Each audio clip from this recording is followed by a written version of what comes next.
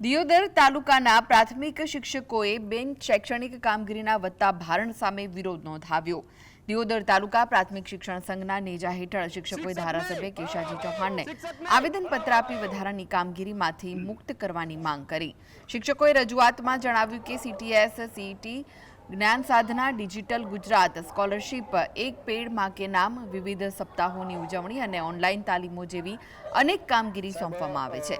મોટાભાગની કામગીરી ઓનલાઈન હોવાથી સર્વરની સમસ્યાઓ વચ્ચે મોડી રાત સુધી કામ કરવું પડતું હોવાનો આક્ષેપ કર્યો હતો। પ્રાથમિક શિક્ષણ ક્ષેત્રે શિક્ષકો પાસે અત્યારે એટલી બધી અઢળક કામગીરી કરવામાં આવે છે કે મતલબ ઉપસ્થિત રહી અને આ અમારી બિન શૈક્ષણિક કામગીરી બંધ કરવા અને ઓછી કરવા બાબતે દિયોદર મત વિસ્તારના ધારાસભ્યશ્રીને સૌ એકત્રિત થઈ અને આવેદનપત્ર પાઠવ્યું છે। અમારી એક જ માંગ છે કે આવી બિનજરૂરી બિન શૈક્ષણિક કામગીરી ઓછી કરવામાં આવે અને અમને સૌને અમારા જે પ્રિય બાળકો છે એ બાળકોને અમે સારું શિક્ષણ કાર્ય આપી શકીએ એ માટે અમને વર્ગમાં રહેવા દેવામાં આવે।